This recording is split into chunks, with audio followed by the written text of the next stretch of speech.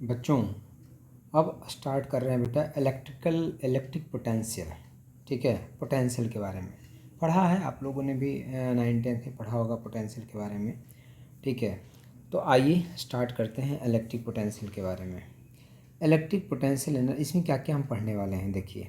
ठीक है, इसमें हम पढ़ने वाले हैं इलेक्ट्रिक पोटेंशियल एनर्जी, जो कि आपने आई थिंक नहीं पढ़ा होगा।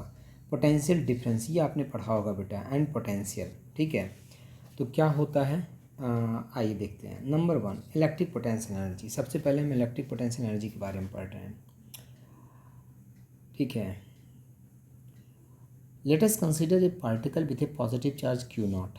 एक चार्ज लेते हैं Q not, that is allowed to move in an electric field E between two oppositely charge parallel plates A and B.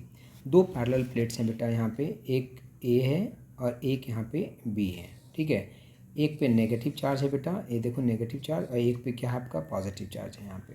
ठीक है, इसके बीच में एक पॉजिटिव चार्ज क्यू नॉट है, इसके बीच में एक पॉजिटिव चार्ज क्यू नॉट है।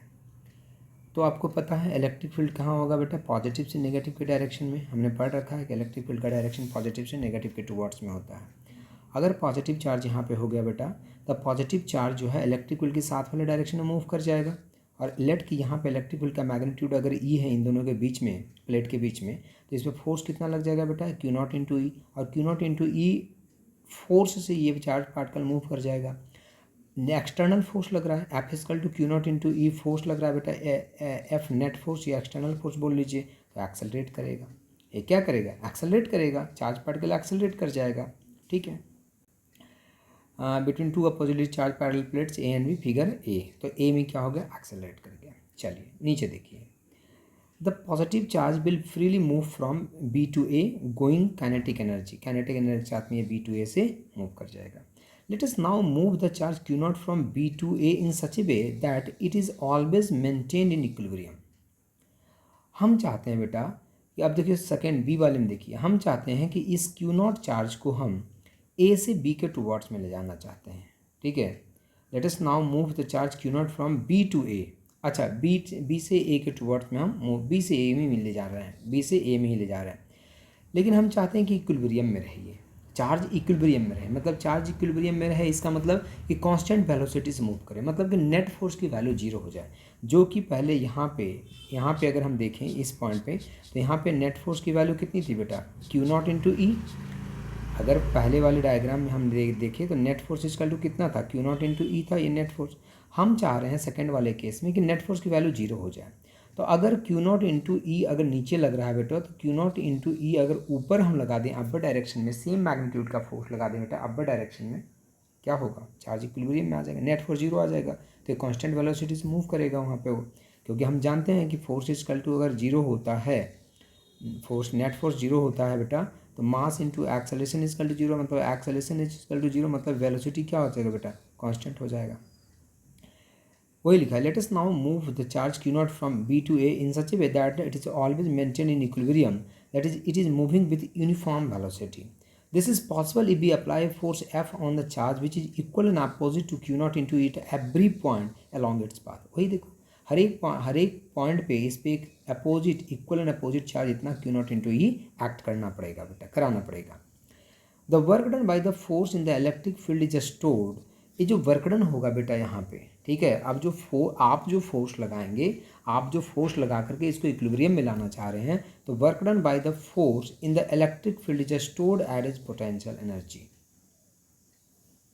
जो आप वर्क डन लगाएंगे, ठीक है, आप जो फोर्स लगाएंगे यहाँ पे, फोर्स लगाएंगे ना इस पे इक्विलिब्रियम में लाने के लिए, तो फोर्स लगाएंगे, अब पार्टिकल तो मूव कर रहा है, तो force into work done, force into displacement work done हो जाएगा। तो आप वर्क डन कर रहे हैं इसको इक्विलिब्रियम में मूव करवाने के लिए, तो वही करा कि जो वर्क डन होगा, work done by the force in the electric field is stored as potential energy.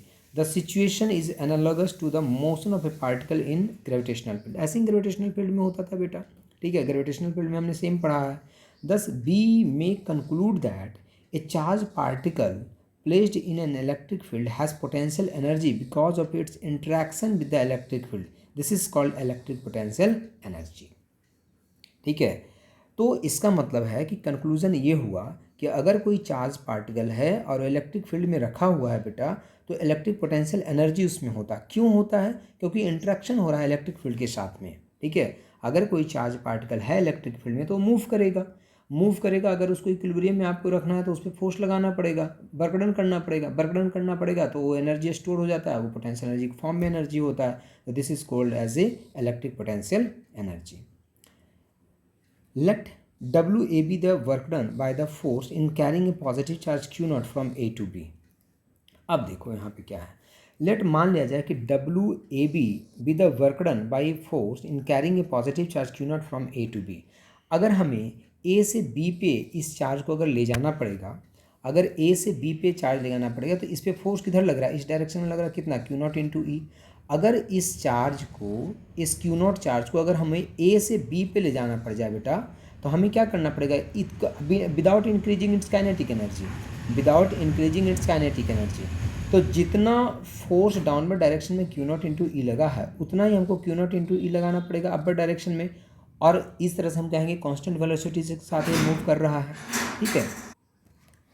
तो जितना आपको अगर इंक्रीज काइनेटिक एनर्जी इंक्रीज नहीं कराना चाहते हैं और इस पार्टिकल को अगर ए से बी पे ले जाना चाहते हैं बेटा, तो Q0 इंटू ई फोर्स आपको लगाना पड़ेगा इस पर, ठीक है। तो Q0 इंटू फोर्स आपको इस पर लगाना पड़ जाएगा बेटा, ठीक है। तो वही यहाँ पे देखो लिखा है आगे में कि WAB be the work done by the force in carrying a positive charge Q0 from A to B while keeping the charge in equilibrium without increasing its बेटा अगर नेट फोर्स लगेगा तो एक्सेलरेशन होगा तो वेलोसिटी चेंज करेगा मतलब kinetic energy उसका change करेगा। हम नहीं चाहते हैं, हम चाहते हैं पोटेंशियल एनर्जी हम देखना चाहते हैं, तो काइनेटिक हम क्यों चेंज कर रहे हैं, ठीक है। The change in potential energy delta U of a Q0 is defined to be equal to the work done by the force in carrying the charge Q0 from one point to other। मतलब delta U जो हो जाएगा बेटा, वो जो change in potential energy हो जाएगा वो वर्क डन के बराबर हो जाएगा।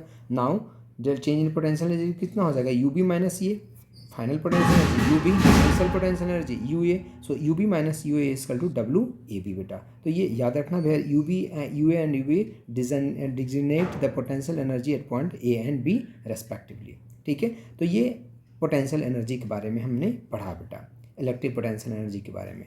अब है पोटेंशियल डिफरेंस, ठीक है। तो पोटेंशियल एनर्जी हमने पढ़ लिया कि जो आप वर्क डन करते हैं, ध्यान रखना है, पोटेंशियल एनर्जी हमने पढ़ लिया, जो आप वर्क डन करते हैं वो वर्क डन स्टोर हो जाता है उस चार्ज में as a form of potential energy.